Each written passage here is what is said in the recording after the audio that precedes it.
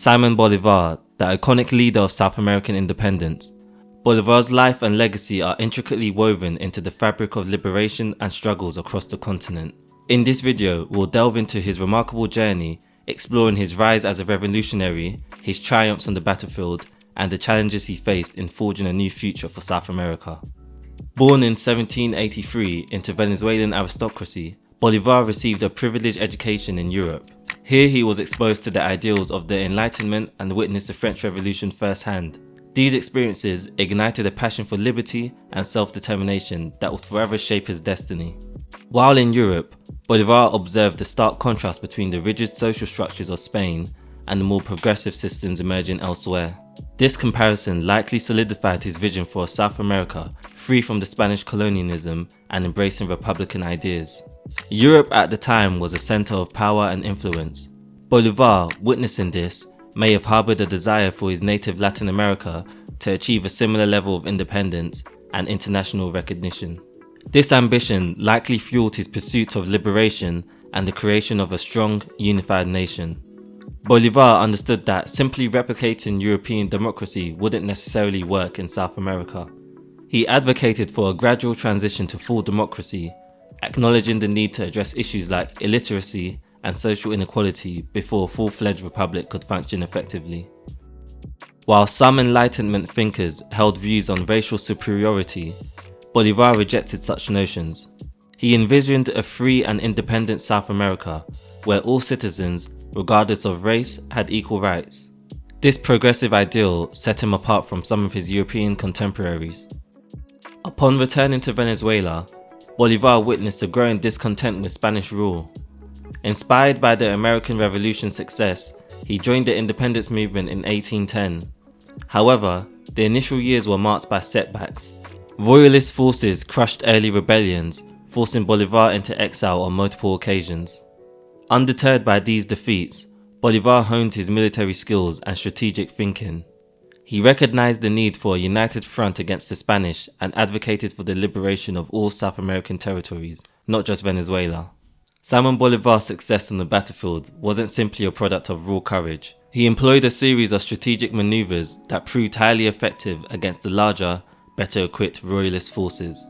Royalist armies were accustomed to traditional European battle formations. Bolivar, in contrast, emphasized mobility and surprise attacks. He understood the vastness of the terrain and used it to his advantage. His smaller, more agile forces would strike quickly, disrupt enemy lines, and then melt away before full-scale engagement. This guerrilla warfare strategy wore down the Royalists and demoralized their troops. The Andes played a crucial role in Bolivar's campaigns. He understood the mountainous terrain could both hinder and benefit his forces. He used the Andes as natural fortifications, making it difficult for Royalist armies to maneuver effectively. Additionally, he strategically used high-altitude locations to his advantage, knowing the Royalist soldiers, primarily from lower altitudes, would struggle with the thin air. Bolivar recognized the importance of presenting a united front against the Royalists. He actively sought to build alliances with local populations, indigenous groups, and even former slaves. His charisma and his message of liberty resonated with many, inspiring loyalty and swelling the ranks of his revolutionary army. While Bolivar relied heavily on his own troops, he also recognized the value of foreign support. In 1816, he secured crucial aid from Haiti, including military personnel and supplies. This assistance proved vital in some key battles. With the Haitian support, Bolivar returned to Venezuela and launched a daring amphibious campaign. This marked the beginning of his ascent as El Libertador, the Liberator. Victories at Boyacá in 1819 and Carabobo in 1821 secured Venezuelan independence. Bolivar envisioned a unified South American nation called Gran Colombia. This ambitious project aimed to create a powerful republic capable of resisting future Spanish incursions. His military genius continued to shine forth, liberating New Granada, present-day Colombia, Panama, and Ecuador, and leading campaigns in Peru and Bolivia.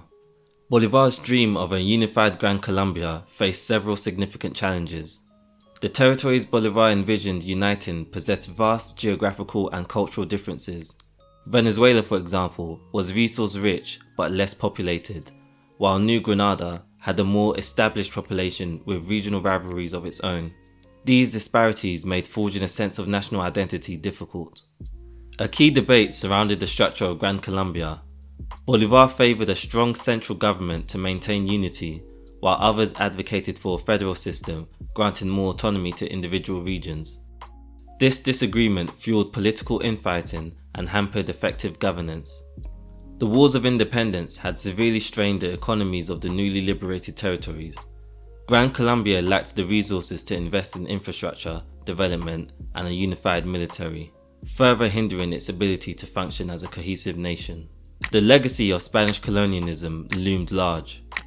Rigid social hierarchies with a vast gap between a wealthy elite and a large indigenous and mixed-race population created tensions.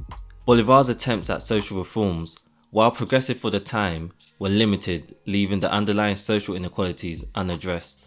The power of regional strongmen, known as caudillos, posed a constant threat to Gran Colombia's stability. These caudillos often prioritized their own power bases over national unity, leading to internal conflicts and weakening the central government. By the late 1820s, Bolivar became disillusioned with the political infighting that plagued Gran Colombia. He resigned from the presidency in 1830, a year before the nation's dissolution. He died shortly thereafter, a man who liberated nations but struggled to unite them under a single banner. Despite the challenges, Bolivar's legacy remains one of liberation and inspiration. He is a symbol of resistance against colonialism and a champion of self-determination throughout Latin America. His dream of a unified South America, though unrealized in his lifetime, continues to resonate in the region's ongoing pursuit of unity and integration. Simon Bolivar's life is a testament to the power of unwavering idealism and strategic brilliance.